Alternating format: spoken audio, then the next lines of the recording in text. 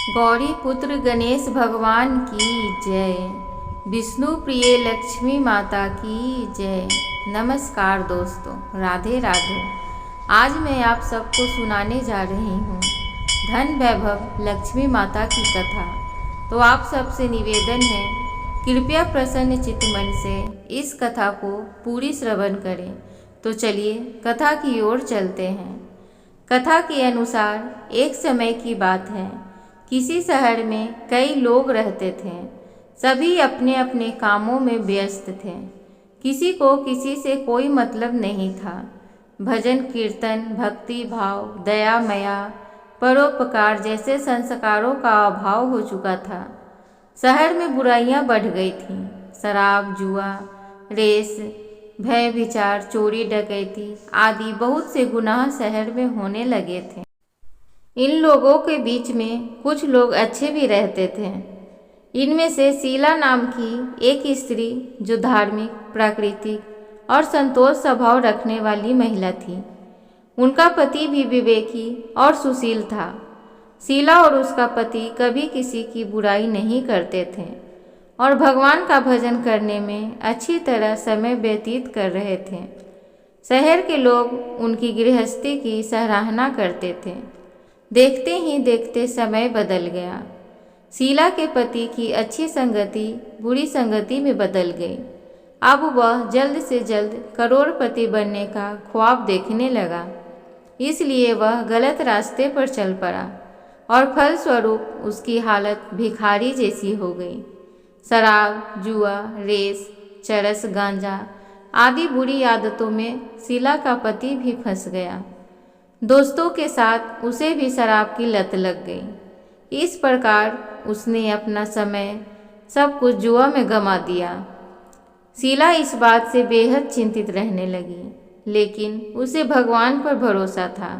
वह अपना अधिकांश समय प्रभु भक्ति में बिताने लगी। अचानक एक दिन दोपहर में उसके द्वार पर किसी ने दस्तक दी। शीला ने द्वार खोला तो देखा कि एक मांझी खड़ी थी। उसके चेहरे पर अलौकिक तेज दिखाई दे रहा था। उनकी आंखों में से मानो अमृत बह रहा था। उनका भव्य चेहरा करुणा और प्यार से छलक रहा था। उसको देखते ही शीला के मन को शांति महसूस हुई और उसके रोम रोम आनंदमयी हो उठा। शीला उस मांझी को आदर के साथ घर में ले आई। घर में बिठाने के लिए कुछ भी नहीं था, अतः शीला ने एक फटी हुई चादर पर उनको बिठाया। मांझी बोली, क्यों शीला, मुझे पहचाना नहीं? हर शुक्रवार को लक्ष्मी जी के मंदिर में भजन कीर्तन के समय मैं भी वहाँ आती हूँ। इसके बावजूद शीला कुछ समझ नहीं पा रही थी। फिर मांझी बोली, तुम बहुत दिनों से मंदिर नहीं आई, इसलिए मैं तुम्हें देखने चली आई। मांझी के प्रेम भरे शब्दों से शीला का हृदय पिघल गया। उसकी आंखों में आंसू आ गए और वह बिलख बिलख कर रोने लगी। मांझी ने कहा, बेटी, सुख और दुख तो धूप और छांव जैसे होते हैं। धैर्य रखो बेटी, मुझे तेरी सारी परेशानी पता है। मांझी के व्यवहार से शीला को काफ़ी सुकून मिला और वह सुख की आस में उसने मांझी को अपनी सारी कहानी सुनाई। शीला के पूछने पर मांझी ने उसे व्रत की सारी विधि भी बताई। मांझी ने कहा, बेटी, माँ लक्ष्मी का व्रत बहुत ही सरल है। उसे वरद लक्ष्मी व्रत या वैभव लक्ष्मी व्रत भी कहा जाता है। ये व्रत करने वाले की सब मनोकामनाएं पूर्ण होती हैं। वह सुख संपत्ति और यश प्राप्त करता है। शीला ये सुनकर आनंदित हो गई। शीला ने संकल्प करके आंखें खोली तो सामने कोई न था। वह सोच में पड़ गई कि मांझी कहाँ चली गई। शीला को तत्काल ये समझते देर न लगी कि मांझी और कोई नहीं थी, साक्षात लक्ष्मी माता जी थीं। दूसरे दिन शुक्रवार था। सुबह स्नान करके स्वच्छ कपड़े पहनकर शीला ने मांझी द्वारा बताई गई पूरे विधि विधान से उस व्रत को पूरा किया। आखिरी में प्रसाद का वितरण हुआ। ये प्रसाद पहले पति को खिलाया, प्रसाद खाते ही पति के स्वभाव में फर्क पड़ गया। उस दिन उसने शीला को मारा भी नहीं और सताया भी नहीं। शीला को बहुत आनंद हुआ। उनके मन में वैभव लक्ष्मी व्रत के लिए और भी श्रद्धा बढ़ गई।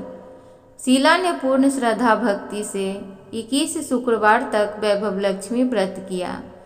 21वें शुक्रवार को माँ जी के कहे मुताबिक उद्यापन विधि करके 7 स्त्रियों को वैभव लक्ष्मी व्रत की 7 पुस्तकें उपहार में दी।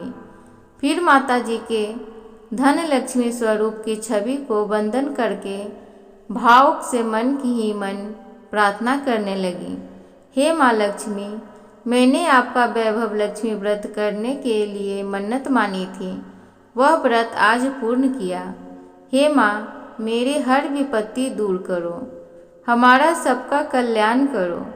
जिसे संतान न हो उसे संतान देना, सौभाग्यवती स्त्री का सौभाग्य अखंड करना, कुमारी लड़की को मन भावन पति देना। जो आपका ये चमत्कारी वैभव लक्ष्मी व्रत करे उनकी सब विपत्ति दूर करना, सभी को सुखी करना। हे माँ, आपकी महिमा अपार है। ऐसा बोलकर लक्ष्मी जी के धन लक्ष्मी स्वरूप की छवि को प्रणाम किया। व्रत के प्रभाव से शीला का पति अच्छा आदमी बन गया और कड़ी मेहनत करके व्यवसाय करने लगा। उसने तुरंत शीला के गिरवी रखे गहने छुड़ा लिए। घर में धन की वृद्धि हुई। घर में पहले जैसे सुख शांति छा गई। वैभव लक्ष्मी व्रत का प्रभाव देखकर मोहल्ले की दूसरी स्त्रियां भी विधि पूर्वक वैभव लक्ष्मी व्रत करने लगीं। 7, 11 या 21 जितने भी शुक्रवारों की मन्नत मांगी हो, उतने शुक्रवार तक ये व्रत पूरी श्रद्धा तथा भावना के साथ करना चाहिए।